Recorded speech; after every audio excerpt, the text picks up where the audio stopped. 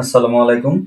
22 নম্বর অঙ্কটা তিনটা লিমিট আছে, তিনটা লিমিটের মান দেওয়া আছে, তিনটার সাপেক্ষে ইন্টিগ্রেশন করতে হবে। সর্বপ্রথম এক্স এর সাপেক্ষে, তারপর ওয়াই, তারপর জেড এর সাপেক্ষে। তো আগে এই অধ্যায়ের বেসিকটা আমরা আলোচনা করছি, এখন দ্রুত আমরা অঙ্কটা শেষ করব।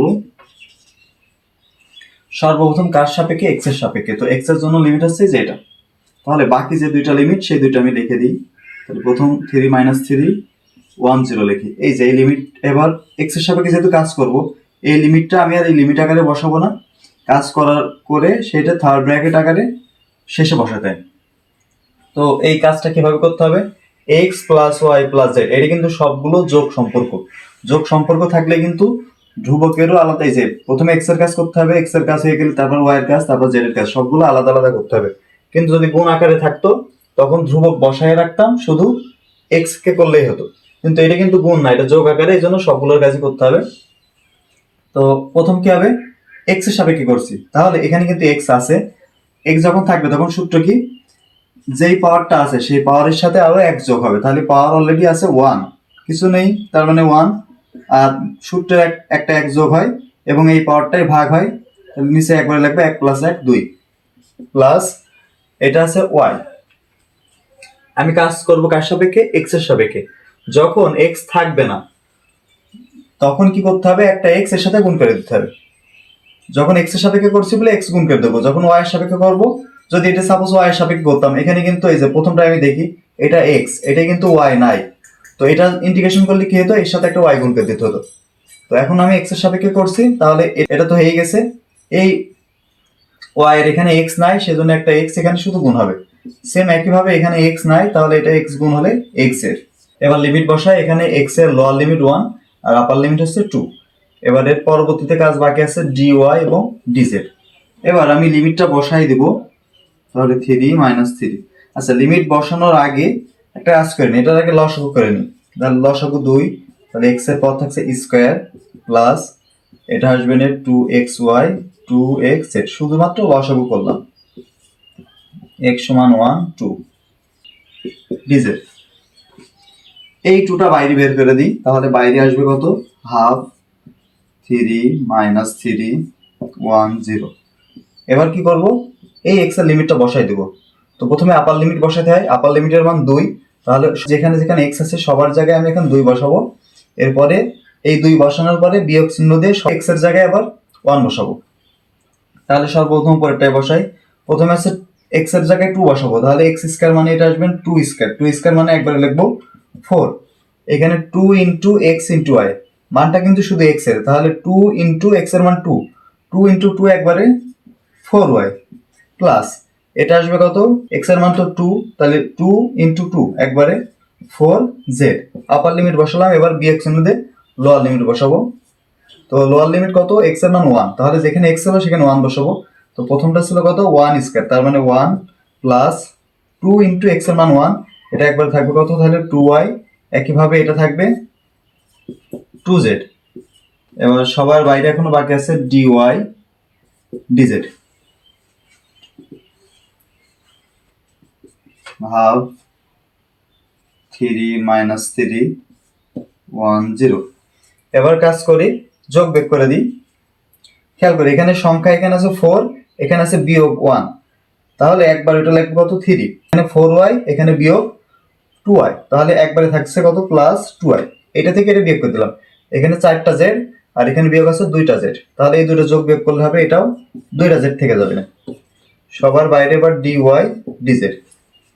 আচ্ছা, সামনের এই হাফটা লিখি আগে, হাফ ইন্টু 3 - 3 1 0। এবার কিন্তু y এর সাপেক্ষে, তাহলে y এর সাপেক্ষে সবগুলোই করি। প্রথমটা আছে 3। আচ্ছা, y এর সাপেক্ষে যখন করব, এই y এর জন্য লিমিট কোনটাই? যে এটা, এটার জন্য এটা লিমিট, আর এটার জন্য লিমিট কিন্তু এটা। আর y এর জন্য যে লিমিট সেটা আমি আর এখানে এইভাবে লিখবো না, কাজ করার পরে থার্ড ব্র্যাকেট আকারে শেষে লিখতে হবে এটা। তাহলে প্রথমে এখানে আছে 3, শুধু ধ্রুবক, যেহেতু y এর সাপেক্ষে করছি, তাহলে এখানে একটা y গুণ হয়ে যাবে 3 এর সাথে, তাহলে হয়ে যাবে 3y। এখানে কিন্তু y আছে, তাহলে 2 কনস্ট্যান্ট গুণ আকারে থাকলে থেকে যাবে। এবার y এর পর 1 1 যোগ 1 2 হয়ে গেল। এই যে y এর পর কিছু নেই মানে 1 আছে, তাহলে পাওয়ার 1 যোগ হয় সূত্র অনুসারে এবং সেই পাওয়ারটাই ভাগে যায়, তাহলে 1 যোগ 1 2 প্লাস 2z আছে, এখানে কিন্তু y নেই, যেহেতু y এর সাপেক্ষে ইন্টিগ্রেশন, সুতরাং এখানে একটা y গুণ হয়ে যাবে, তাহলে এটা আসবে কত 2yz। এবার লিমিট কত ছিল, লোয়ার লিমিট 0 আপার লিমিট 1, এটা কার লিমিট 0 y এর লিমিট, তাহলে 0 1, এখনো বাকি আছে কার কাছে dz। দুই আর দিকে দিলাম, এবার আমি লিমিটটা বসাই দিব 3 3। তাহলে এখানে কার জায়গায়, এই ভিতরে যত জায়গায় y আছে y এর জায়গায় কত বসাবো, আমি প্রথম 1 বসাবো, তাহলে প্রথম ছিল কত 3y, তাহলে এখানে থাকবে না 1 বসালে 3 প্লাস এটা ছিল y স্কয়ার, তাহলে y এর মান 1 হলে 1 স্কয়ার মানে 1 প্লাস এটা আছে থাকবে y এর মান 1 হলে 2z।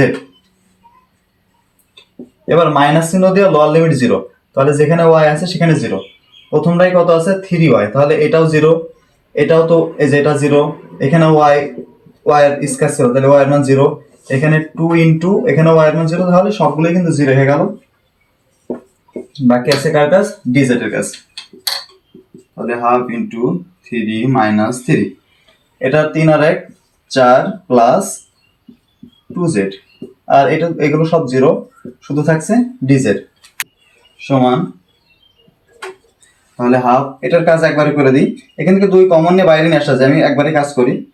তো এবার কাজ কার সাপেক্ষে, z এর সাপেক্ষে, এখানে কিন্তু z নাই, তাহলে একটা z গুণ হয়ে যাবে প্লাস এখানে কিন্তু z আছে, তাহলে z এর পাওয়ার 1 যোগ হবে, 1 আছে অলরেডি, আর 1 যোগ হলে হয়ে গেল 2, আর সেই পাওয়ারটা আবার ভাগ হয়ে যায়, তাহলে এই যে উপরে যে পাওয়ারটা সেটা আবার ভাগ করতে হয়। এটা লিমিট কত ছিল, আপার লিমিট ছিল 3, z এর মান, লোয়ার লিমিট ছিল -3, তাহলে আচ্ছা এই 2 আর 2 কেটে দিই, দিয়ে মানটা বসাই দিই, সামনে থাকছে হাফ,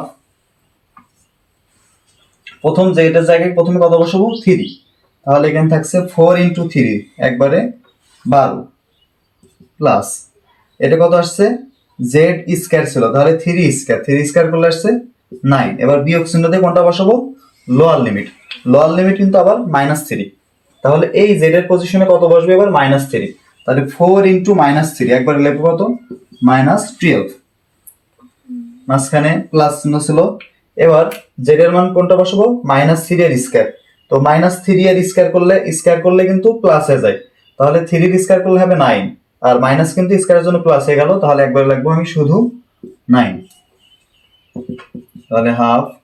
আচ্ছা এবার কাটাকাটি করি, এইভাবে কাটি, 12 যোগ 9, এই মাইনাসে মাইনাসে প্লাস, তাহলে +12, এই মাইনাস প্লাস এটা -9, তাহলে কাটছে কোনটা কোনটা, এই যে এইটা আর এটা কেটে যাচ্ছে কিন্তু, তাহলে হাফ ইনটু গণিত 12 দুগুণী কত আসছে 24, তাহলে 24 ইনটু হাফ একবারে 12, তাহলে এই অঙ্কটার অ্যান্সার হচ্ছে 22 নম্বর অঙ্কের অ্যান্সার হচ্ছে 12।